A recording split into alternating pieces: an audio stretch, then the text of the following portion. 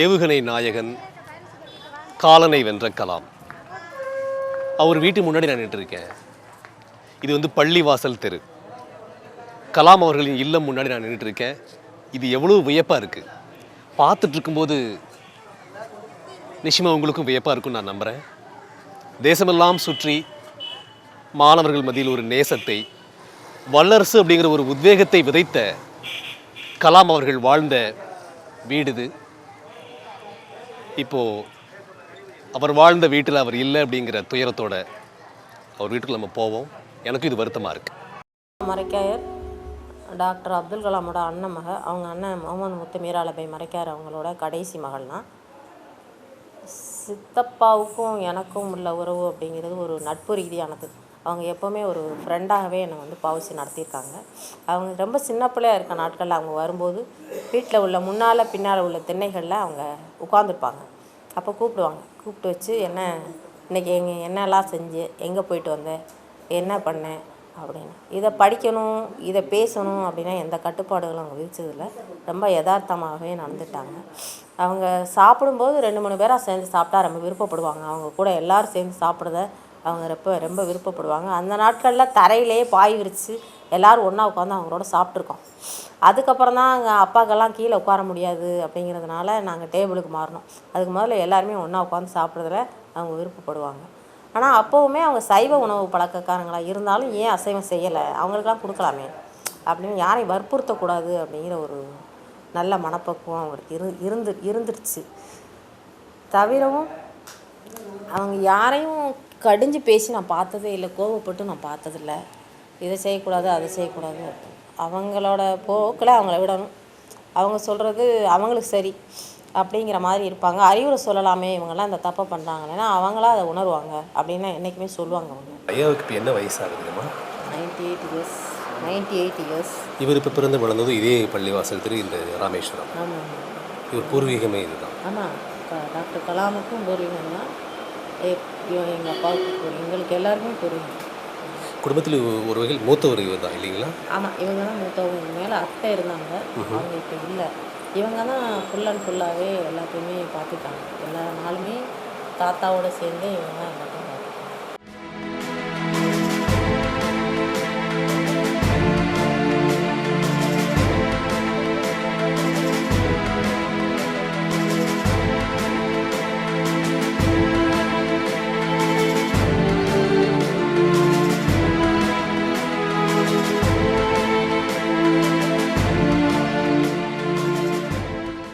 1950ஆம் ஆண்டு என் வாழ்க்கையிலே ஏற்பட்ட ஒரு திருப்பு முறையாகும்.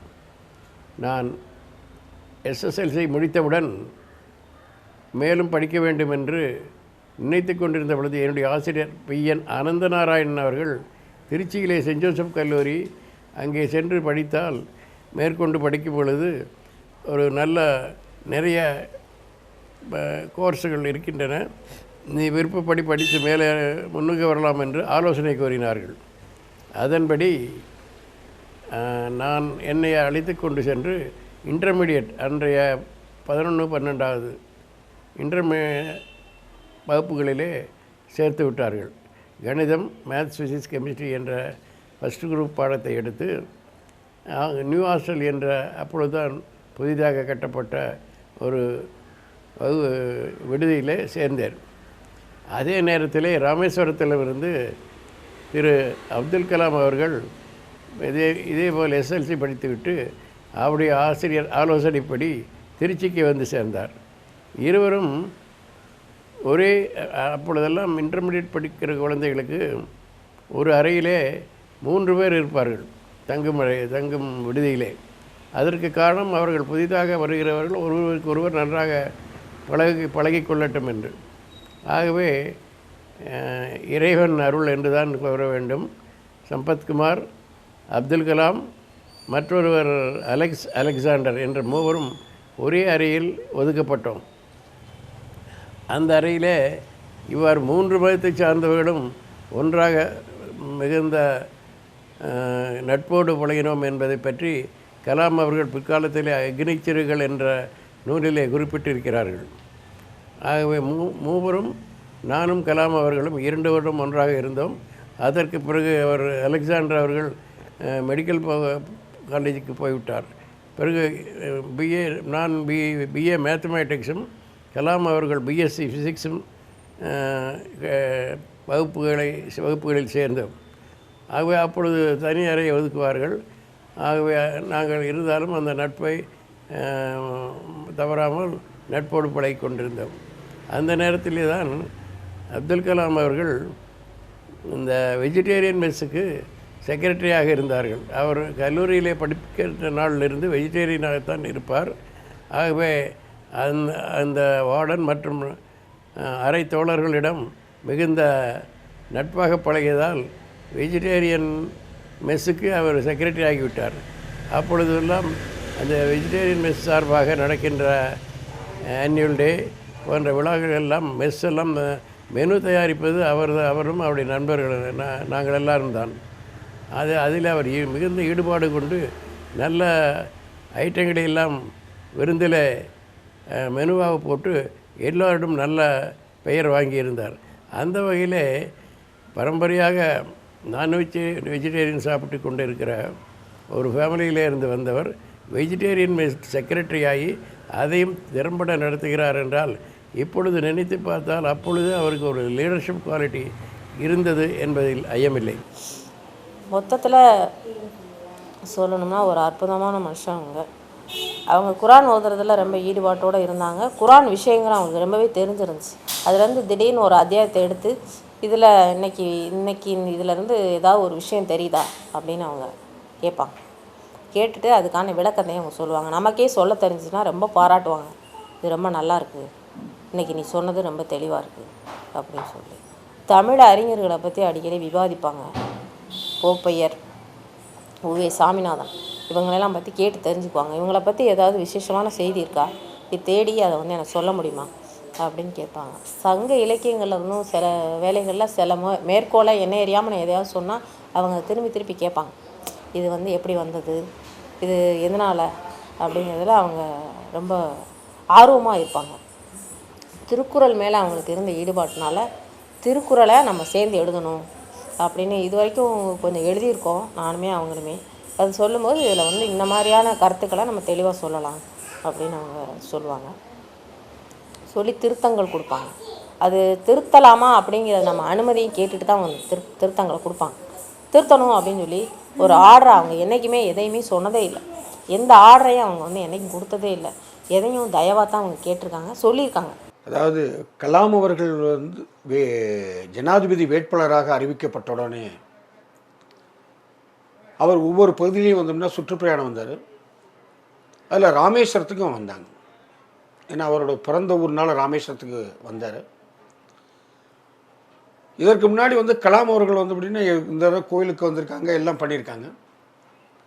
ஆனால் அந்த முறை வந்தபோது கோவிலோட கொடிமரத்தை கிட்டக்க வந்தோடனே அதில் ஒரு போர்டு இருக்குது.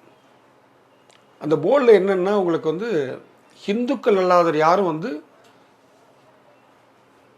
இதை தாண்டி போகக்கூடாது அப்படின்னு போர்டு இருக்குது. கலாம் அவர்கள் அப்படின்னா அந்த போர்டை தாண்டி போக விரும்பலை. நானும் கூட தான் இருந்தேன். அப்போ நிர்வாக அதிகாரி, இங்கே உள்ள வருவாய்த்துறை அதிகாரிகள், நான் உட்பட அப்படின்னா வாங்க உள்ளே போகலாம், ஒன்றும் தப்பு கிடையாது அப்படின்னு சொல்லிட்டு சொன்னேன். அதுக்கு அவர் அப்படின்னா திட்டவட்டம் மறுத்துட்டார். நான் ராமநாதனை மதிக்கிறேன், வணங்குறேன். ஆனால் இந்த ஆலயத்துக்குன்னு அப்படின்னா ஒரு சட்டத்திட்டம் இருக்குது. சட்டத்தை நான் காக்க போகக்கூடிய நானே மீறினேன்னா அப்போ யார் தான் இதை பாதுகாப்பாங்க அப்படின்னு சொல்லிட்டு அன்றைக்கி அவர் உள்ளே போகாமல், அந்த இடத்த விட்டு தாண்டி போகாமல் அவரோட பிஏக்களை மட்டும் உள்ளே அனுப்பிச்சு பூஜை பண்ணிட்டு வர சொன்னார். இது கலாம் அவர்கள் காட்டிய ஒரு சட்டத்தின் மீது காட்டக்கூடிய ஒரு தனிப்பட்ட ஒரு மரியாதை. எந்த ஒரு விதியையும் நான் மீற மாட்டேன் அப்படிங்கிறதுக்கு ஒரு உதாரணம். அவர் ஒரு முறை ஜனாதிபதி ஆவதற்கு முன்பாக கோவைக்கு வந்திருந்தார். அப்பொழுது நடந்த ஹோட்டல் ரெசிடென்சியிலே நடந்த நிகழ்ச்சியிலே அந்த நிகழ்ச்சியை பற்றிய கவிதையை தமிழில் உடனே அந்த நிகழ்ச்சி நடக்க ஒரு கவிதையை வரைந்து அதை உடனே படித்து விட்டார். படித்து காண்பித்தார். மிக்க மகிழ்ச்சியாக இருந்தது. அதே போல தான் அவர் புத்தகம் எழுதுவது சரளமாக நல்ல ஆங்கிலத்தில் எளிதில் புரியும்படியாக எழுதியதற்கு ஒரு வாய்ப்பாகத்தான் அன்று கல்லூரியிலே படிக்கின்ற பொழுது, திருச்சியிலே படிக்கின்ற பொழுது ஆங்கில பேராசிரியரிடத்தில் டாக்டர் செக்வீரா, டாக்டர் ஐயம்பெருமாள் கோனார் போன்றவர்களிடத்திலே மிகுந்த ஈடுபாடோடு அவர் பாடங்களை கற்றுக்கொண்டிருந்தார். இங்கே வந்து பாம்பன் பாலத்தில் வந்து 50வது பொன்விழா ஆண்டுக்கு வந்திருந்தார். வந்திருந்தபோது ரொம்ப இயல்பாக வந்து யாரையும் வந்து நல்லா தெரிஞ்சவங்களை வந்து பேர் சொல்லி அழைக்கக்கூடிய ஒரு பெருந்தன்மை அவர்கிட்ட இருந்தது. அது மட்டும் இல்லாமல் வந்து சின்னவங்க பெரியவங்க, நாம் வந்து பெரிய பதவியில் இருந்துட்டோம், அதனால் பெரிய ஆட்களோட தான் பழகணும் அப்படிங்கிற எண்ணம் வந்து இன்னும் துளி கூட இல்லாதவர். நம்ம ஏற்கனவே பார்த்துருக்கோம், அவர் வந்து மாணவர்கள் மத்தியில் வந்து நிறையா பேசியிருக்காரு, வளர்ந்துருக்காருன்னு சொல்லிட்டு. அது வந்து இப்படி இயற்கையாகவே வந்து ஒரு தலைவர் வந்து ஒரு மாறுபட்ட சிந்தனையில் பண்ணக்கூடிய விஷயம். ஆனால் சாதாரண ஆட்களை கூட, எளிதமான ஆட்களை கூட வந்து நினச்சி பார்க்குறதுங்கிறது அது மிகப்பெரிய ஒரு சக்தி வாய்ந்த ஒரு நல்லெண்ணம் கொண்ட மனிதர்களாக தான் அது சிந்திக்க முடியும். அதுவும் இயற்கையாக வரணும். சில தலைவர்கள் வந்து எப்படின்னா வந்து மேடையில் கட்டி பிடிப்பாங்க, இது பண்ணுவாங்க, அது நல்லா இருக்கீங்களா அப்படின்னு கேட்பாங்க. அதெல்லாம் செயற்கைத்தனம். ஆனால் இவரை பொறுத்த வரைக்கும் செயற்கைத்தனம் என்பதே வந்து எப்படின்னா இல்லாத ஒரு மனிதர். அப்போ வந்துட்டு வந்து அவர் லைப்ரரியில் வராரு. லைப்ரரியில் வந்துட்டு வந்தோம்னா அவருக்கு ஒரு புஸ்தகத்தை கொடுக்குறேன். புஸ்தகத்தை கொடுத்தோன்னு வந்து எப்படின்னா அந்த புஸ்தகத்தோட ஆத்தரை பற்றி ஒரு நிமிஷம் என்னை போன்ற ஒரு சாதாரண நபரிடம் கூட பேசிட்டு அப்புறம் அந்த நிகழ்ச்சியில் அவர் தொடர்ந்து பங்கு கொண்டாருங்கிற போது அது இன்றைக்குமே வந்து எப்படின்னா நம்மளுடைய பெரியோர்கள் சொல்ல மாதிரி வந்து எப்படின்னா என்றைக்குமே வந்து பெரியோர்கள் தான் அப்படிங்கிறத வந்து கலாம் அவர்கள் நிரூபித்திருக்கிறாங்க.